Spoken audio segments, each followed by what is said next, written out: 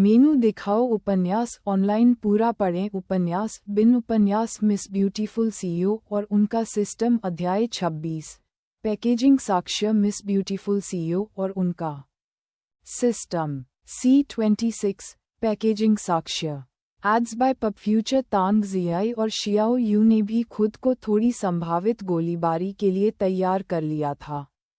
क्या होगा अगर कोई कवर से हथियार निकालकर उन्हें चौंका दे? कोई भी अचानक हरकत उनकी आंखों में कैद हो जाती थी। हालांकि जिस देश में वे थे वहां बंदूक रखने के सख्त नियम थे, जिससे उनकी तैयारी थोड़ी बेकार हो गई। लेकिन सावधानी बरतना कभी बेकार नहीं जाता। कोई भी असंबंधित व्यक्ति, यहाँ से चले जाओ। मुझे आशा है कि आप नियमों का पालन करेंगे, अन्यथा आप हमारे दौरे प्राप्त करेंगे, तांग जियाई ने जोर से कहा, जियाओ यू के सिर के ऊपर प्रश्न चिन्ह उठाते हुए। सभी लोग धीरे से खड़े हो गए और सहमति में सिर हिलाया, चाहे स्वेच्छा से या डर से। वे तांग जियाई के विचार के अंतर्गत नहीं थे।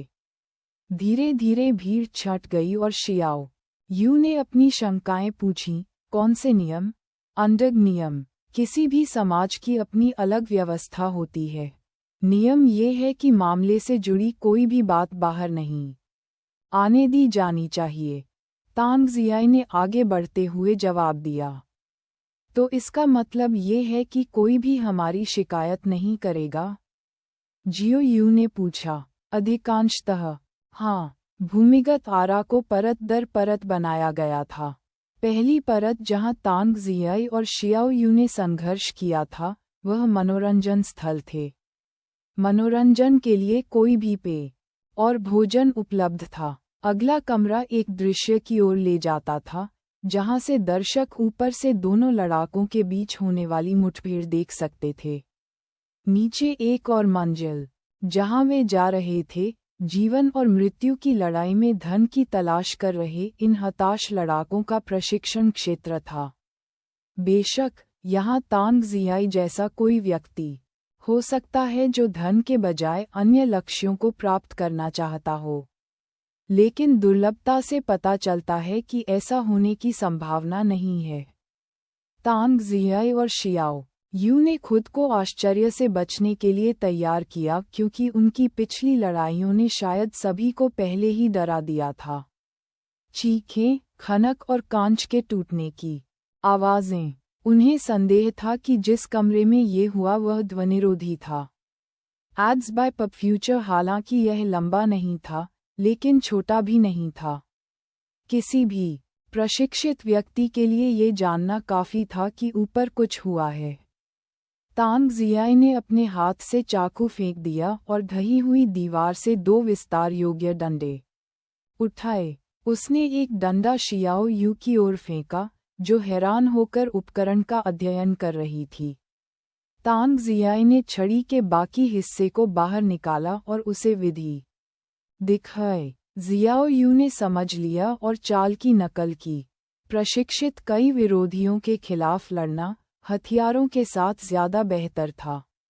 जल्द ही दोनों महिलाएं प्रशिक्षण क्षेत्र में पहुंच गईं, जहां कई लड़ाकों ने उन्हें देखा, जिनमें सभी पुरुष थे। खैर, उन्होंने अपने पिछले अनुमान को पलट दिया। ध्वनिरोधी अद्भुत लग रहा था, क्योंकि यहाँ किसी को भी इसका जरा सा भी अंदाजा नहीं था और उनके चेहरे पर आश्चर्य साफ झलक रहा था। या शायद उन्होंने सोचा कि अराजकता कोई असामान्य बात नहीं है।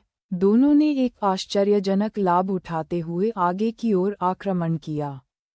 टायर जिम्नाजियम जल्दी ही अव्यवस्था में तब्दील हो गया। यहाँ के हताश लोग 2 महिलाओं को आक्रामक रूप में देखकर चकित रह गए। शुरू में तो उन्हें कुछ और नहीं सूझा, लेकिन अचानक 5 और महिलाओं को हटा दिया गया, जिससे पता चला कि उन्होंने गंभीरता दिखाई है। हटट नॉवल बनट। आधे घंटे बाद जियाओ यू एक हाथ से अपने पेट को सहला रही थी, जबकि दूसरे हाथ से अपने गालों को रगड़ रही थी। शायद गंदगी की वजह से उसे चोट लगी होगी। उसके बाद कई शव असहनीय दर्द से बेहोश हो गए।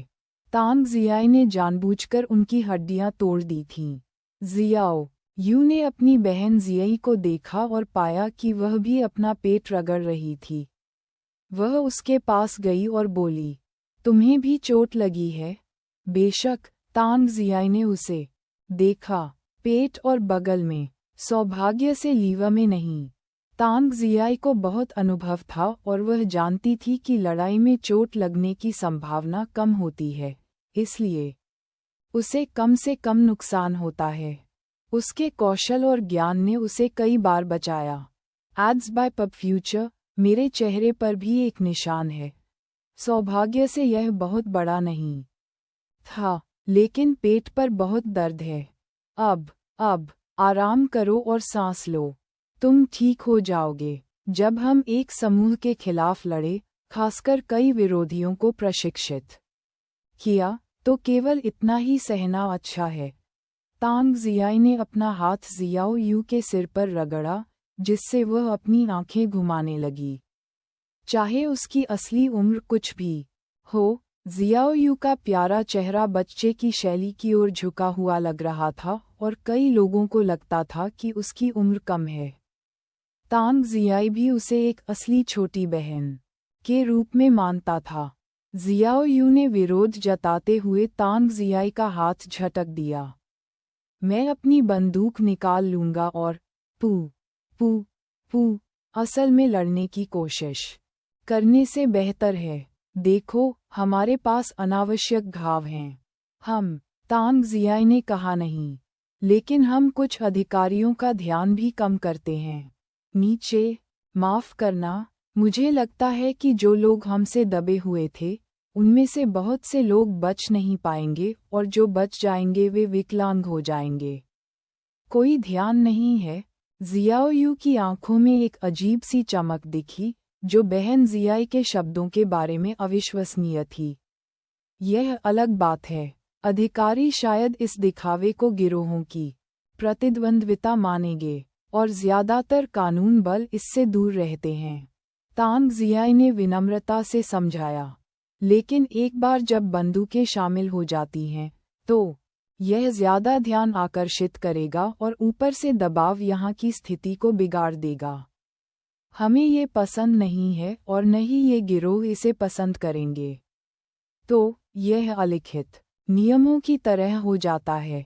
वाह, आचार संहिता के तहत हो। तांग जियाई ने एक और शब्द नहीं कहा और केवल खोज की। जियाओ यू उलझन में थी, लेकिन वह संकेतों की रक्षा के लिए खड़ी थी, जबकि बहन जियाई ने अपने कार्य पर ध्यान केंद्रित किया। सभी फाइलों और कागजों, विशेष रूप से बही खातों को टटोलते हुए, किसी भी महत्वपूर्ण जानकारी को खोजने के लिए तांग जियाई ने सभी फाइलों और कागजों को टटोला। टायर बिल्डिंग परिसर खाली था, लेकिन उन्हें अपने प्रतिद्वंद्वी या अधिकारियों के जवाब देने से पहले छोड़ना होगा। कुछ फाइलें एकत्र करने के बाद, उसने एक कोरा कागज फाड़ा और उस पर एपी अक्षर से निशान लगा दिए, ताकि वह जांच के लिए अगली बार उन्हें हैक कर सके। उसके सिग्नल जैमर के कारण यहाँ सभी इलेक्ट्रॉनिक्स बेकार थे। ये दोधारी तलवार की तरह काम करता था। अगर वह हैक कर सकती तो सारी जानकारी पहले ही डाउनलोड हो चुकी होती, बजाय इसके कि कागजों में एक एक करके जानकारी डाली जाती। फिर भी वह संतुष्ट महसूस कर रही थी और उसने जियाओ यू को इशारा किया, जो अभी भी उसके बगल में अपनी चोटों को सहला रही थी। वह अपनी छोटी बहन के व्यवहार पर मुस्कुराई।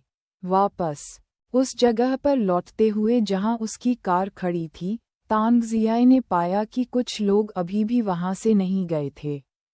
यह आरा अब काम नहीं कर रहा था। वे अभी भी यहाँ क्यों थे? वह और शियाओ यू समय बर्बाद न करने के लिए वापस दौड़ पड़े। हालांकि तांग जियाई कुछ महिलाओं को मुक्त करना चाहती थी, लेकिन यह वह काम नहीं था जो वह तुरंत कर सकती थी। बहरहाल, उनकी आज़ादी के दिन जल्द ही आने वाले थे। विशाल गोदाम पर एक आखिरी नज़र डालने के बाद, वह एक हाथ स्टीयरिंग व्हील पर रखकर गाड़ी चलाती रही, जबकि दूसरे हाथ से उसने जियाओयू के पेट की मालिश की ताकि उसका दर्द कम हो सके। Ads by pub future. उपन्यास बिन लाइट नॉवेल, वेब नॉवेल, कोरियाई उपन्यास और चीनी उपन्यास ऑनलाइन मुफ्त में पढ़ें। आप सैकड़ों अंग्रेजी अनुवादित लाइट नॉवेल, वेब नॉवेल, कोरियाई उपन्यास और चीनी उपन्यास पा सकते हैं जिन्हें दैनिक रूप से अपडेट किया जाता है। उपन्यास ऑनलाइन पढ़ें, लाइट नॉवेल ऑनलाइन पढ़ें, ऑनलाइन मुफ्त पढ़ें, मुफ्त लाइट नॉवेल ऑनलाइन। संपर्क टॉस साइट मैप, दान करें।